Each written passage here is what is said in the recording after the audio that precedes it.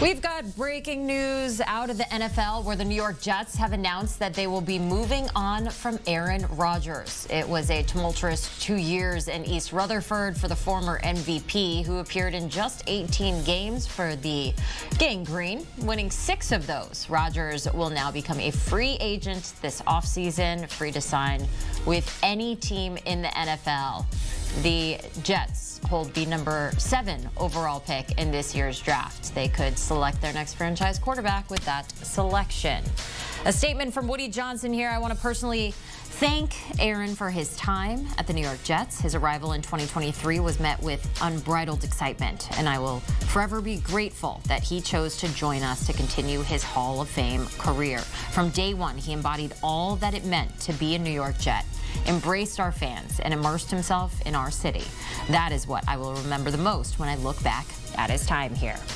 He will always be welcome, and I wish him only the best in whatever he chooses to do next. Ryan Wilson joining us now with this breaking news. The Jets moving on from Aaron Rodgers. I think this is not surprising to many, but if you can put into words what went wrong with these two.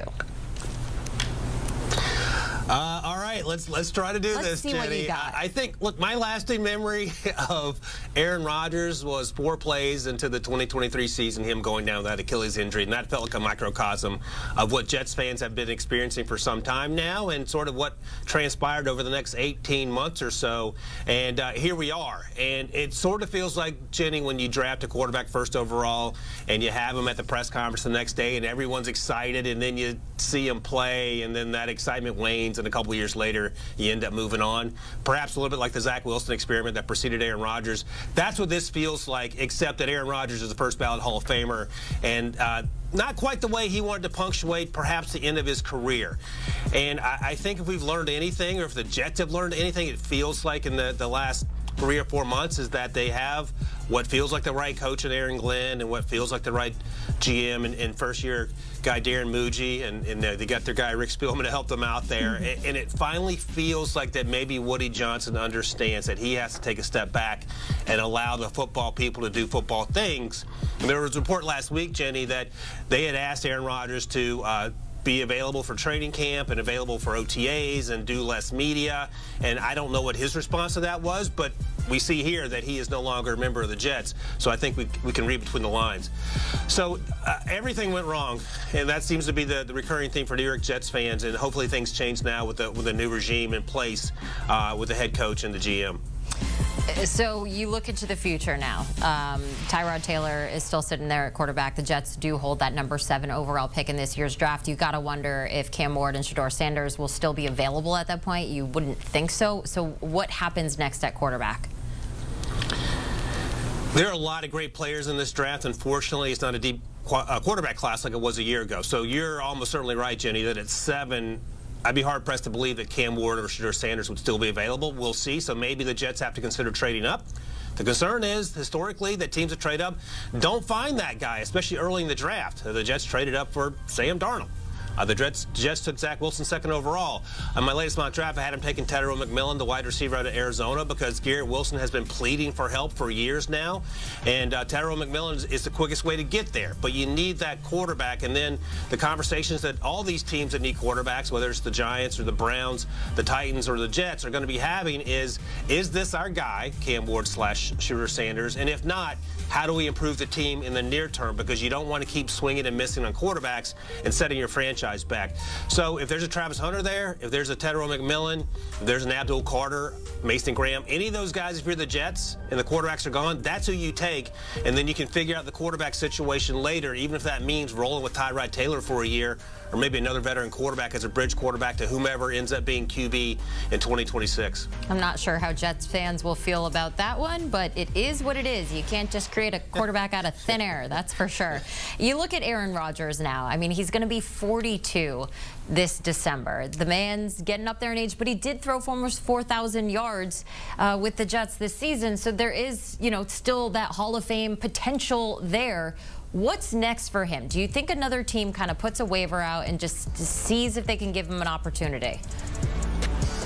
Yes. And, We talk all the time about players perhaps not being the best teammates or having off-field concerns. I'm just speaking in general terms here. But when they're so incredibly good at what they do, you can overlook some of that because of what they bring to the field. And Aaron Rodgers, depending on who you talk to, is a great teammate, and some people think he's less than a great teammate. But what is undeniable is his Hall of Fame credentials and his first-year Hall of Fame credentials. And these are all teams that are going to be looking for quarterbacks. And, you know, it would be sort of funny to see him in Cleveland. I don't think the Browns and or Aaron Rodgers need that. But there's some teams on here, like Aaron Rodgers in Nashville, makes a ton of sense, especially if they're looking to move on from Will Levis. And even, Jenny, if the Titans trade down and then you bring in Aaron Rodgers and you have a ton of draft picks, that I can get behind. And I would imagine Brian Callahan might have some excitement about that. The Vikings and Kevin O'Connell, would that work? I think the concern there is that it didn't work with Matt LaFleur, in part because Aaron Rodgers has his idea of how things should go, even though Kevin O'Connell got the most out of Sam Darnold a year ago. And the Raiders and Tom Brady reunion, that feels sort of fun. And the Saints in New Orleans, we'll see. But if you're asking me to pinpoint a team right now, the Titans feel like the best option because it means the Titans can trade down as well. Get Aaron Rodgers for a year, maybe 2 years, and then reevaluate that quarterback situation in Nashville. We got the Titans circled on that list. Ryan Wilson, thanks for joining us here with this breaking news on HQ as the New York Jets have announced that they will be moving on from Aaron Rodgers. Thank you, Ryan. Reminder of this is what Rodgers was able to accomplish last year. Yes, almost 4,000 yards, but you look at the rest of this list. 12 losses, that's the worst in his career. 6.7 yards per attempt, that's the worst in his career. The worst passer rating in his career. So there's a lot that goes into this, and you best believe we are going to be talking about it quite a bit over the next few weeks. We're going to have Tyler Sullivan joining us next on the other side of HQ.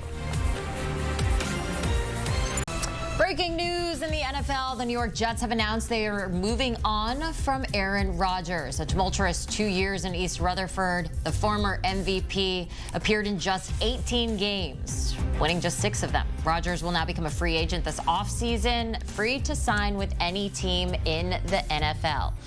Looking at a statement put out by Aaron Glenn and General Manager Darren Muji. Last week, we met with Aaron and shared that our intention was to move in a different direction at quarterback. It was important to have this discussion now to provide clarity and enable each of us the proper time to plan for our respective futures. We want to thank him for his leadership, passion, and the dedication he brought to the organization and wish him success moving forward. Tyler Sullivan joining us now with this breaking news. I don't think it is that much of a shock what we are reporting right now, the fact that the New York Jets and Aaron Rodgers are parting ways. Are you surprised by the news?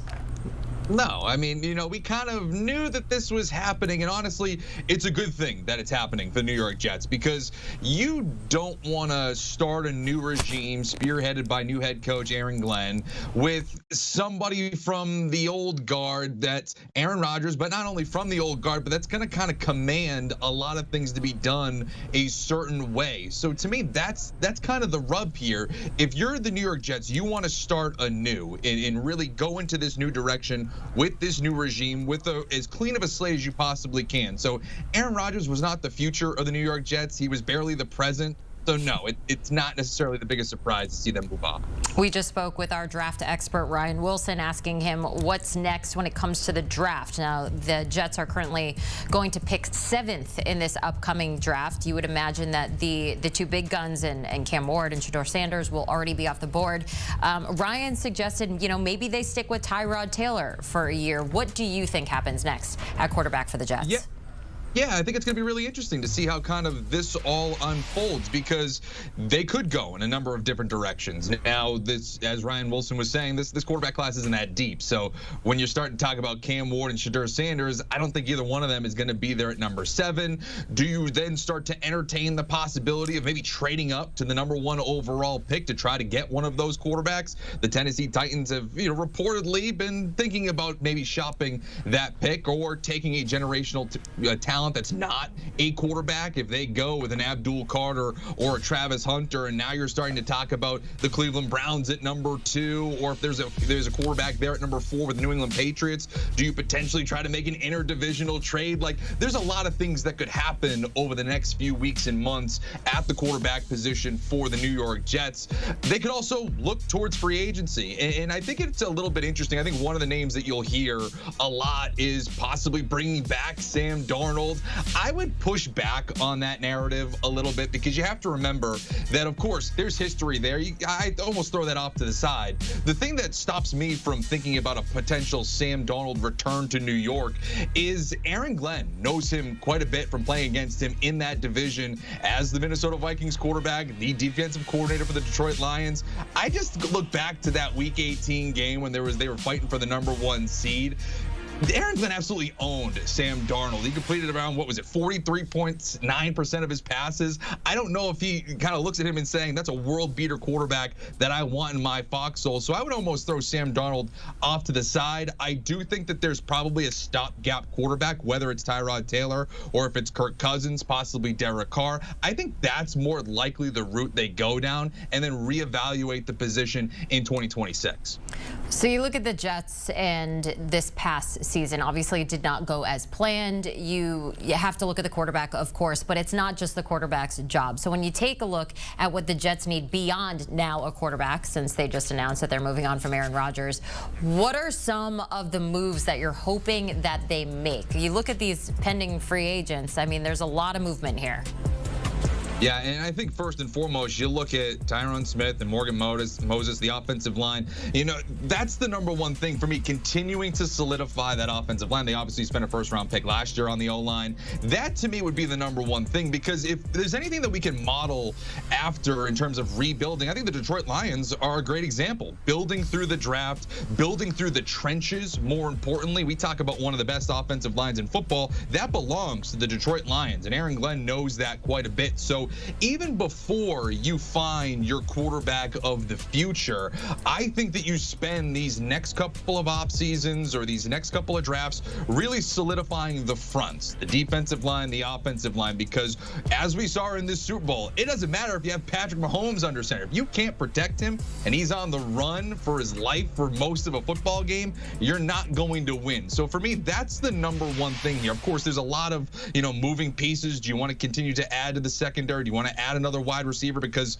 we all assume that probably with Aaron Rodgers going out the door, Devontae Adams is probably out the door as well. I don't think that he's someone that's going to stick around for a rebuild. He's looking for a contender to go somewhere. So maybe you add another skill position player. Those are kind of ancillary things. I think first and foremost, if you can't find the quarterback that's right in front of you, to me, it's the trenches. It's the offensive line. It's the defensive line. And Aaron Glenn knows that. All right, I hate to do this to you, but I got to point something out. So you actually said, I am bullish on the New York Jets in 2024. Ooh. I know. To start last year, really priming them for a solid season. Is there anything you want to say to that previous statement? I was wrong. I was dead wrong. I think I had it as, I think it was the New York Jets versus the Green Bay Packers in the Super Bowl. Oh, I was gosh. really, in my feels in the revenge tour in 2024. I was right. There was a revenge tour. It just happened to be Saquon Barkley, not Aaron Rodgers of the Green Bay Packers. So no, dead wrong on that one. And again, I'm sorry, New York Jets fans. I was really rooting for you. I hoped it worked out for you, but boy, it did not. That is one of the more failed picks on my end and one of the more failed trades on New York Jets end. Listen, we all mess up here and there, but I think we all agree that this is probably the best thing for the New York Jets to move on from Aaron Rodgers. Tyler Sullivan, thanks so much for joining us here on HQ.